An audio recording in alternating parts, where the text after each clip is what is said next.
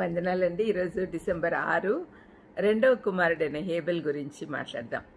హెబ్రీలకు 11:4లో విశ్వాసమును బట్టి హేబెలు కయ్యూని కంటే శ్రేష్టమైన బలి దేవునికి అర్పించెను. దేవుడు అతని అర్పణలను గూర్చి సాక్ష్యం ఇచ్చినప్పుడు అతడు ఆ విశ్వాసమును బట్టి నీతిమంతుడని సాక్ష్యం పొందెను. అతడు మృతి నొందియు ఆ విశ్వాసం ద్వారా మాట్లాడుచున్నాడు. ఇక్కడ ఒక మాట చాలా చాలా బాగుందండి. దేవుడు అతని అర్పణను గురించి సాక్ష్యం ఇచ్చినాడంట. ఆయనే చెప్పాడు. ఇంగ్లీష్లో అయితే కమెండెడ్ అని, అంటే మెచ్చుకున్నాడు అని ఉంది. ఈ ప్రపంచంలో పుట్టిన రెండవ వాడు హేబెల్ కాగా దేవుని పట్ల విధేయత చూపించిన వారిలో అతను మొదటివాడు.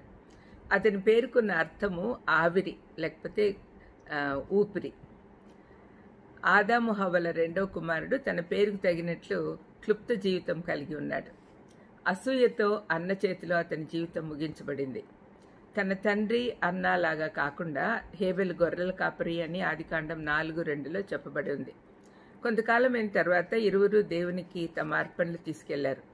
కయ్యూను తన పంట నుండి కొంత భాగం తీసుకెళ్లాడు. హేబెలు తన మందలో మొదటిగా పుట్టిన గొర్రె పిల్లలలో కొవ్వు కలిగినది తీసుకెళ్లాడు. ఆ కాలంలో అది శ్రేష్టమైన బలిగా అనుకునేవారు. హేబెల్ అర్పణను మాత్రమే దేవుడు ఒప్పుకున్నాడనే సంగతి అన్నదమ్ములకు అర్థమైంది. బైబిల్ అయితే దేవుడు హేబెల్ అర్పణను ఎందుకు అంగీకరించాడు, కయ్యూను అర్పణ ఎందుకు అంగీకరించలేదో చెప్పలేదు. కానీ ఇద్దరికీ తండ్రి అయిన ఆదాము దేవుడు ఎలాంటి అర్పణలు కోరుకుంటాడో చెప్పి ఉండొచ్చు. ఇరువురు అర్పణలు తెచ్చారు, కానీ దేవుడు తమ మనసులు చూస్తాడు. శపించబడిన నేల నుండి వచ్చిన పంటను కయ్యూను తెచ్చాడు. ఏదో పంటలో కొంత తీసుకొని రావాలి కాబట్టి తీసుకొని వస్తున్నాను అన్నట్టుగా అతను తెచ్చాడు. కనీసం మొదటి పంట కూడా కాదు. అయితే హేబెలు తన మందలో ప్రథమ సంతానం నుండి బాగా కొవ్వు పట్టిన గొర్రెపిల్లని తెచ్చాడు.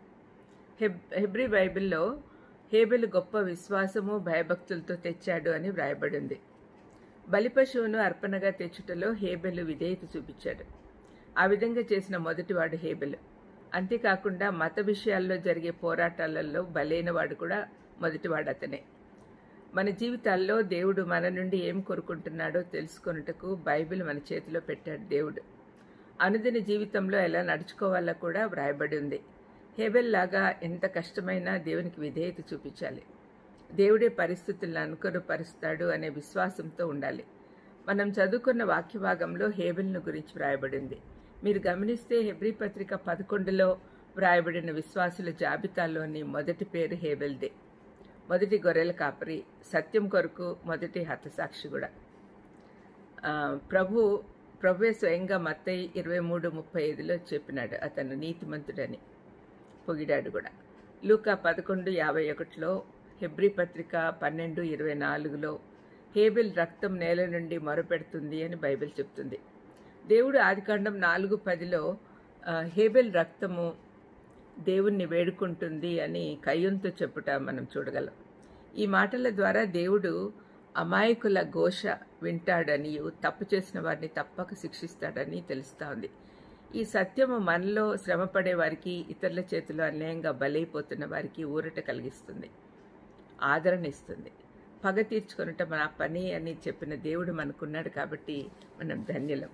ప్రార్థన చేసుకుందాం. తండ్రి యేసునాయన, హేబెల్లాగా తండ్రి మీ చేతి ప్రకారం నడుచుకునేది మాకు నేర్పించమని, శ్రమలు ఎన్నున్నా కూడా తండ్రి మీరు మాతో ఉండి నడిపించమని యేసుక్రీస్తు నామములో వేడుకొంచున్నాను తండ్రి. ఆమేన్. God bless you.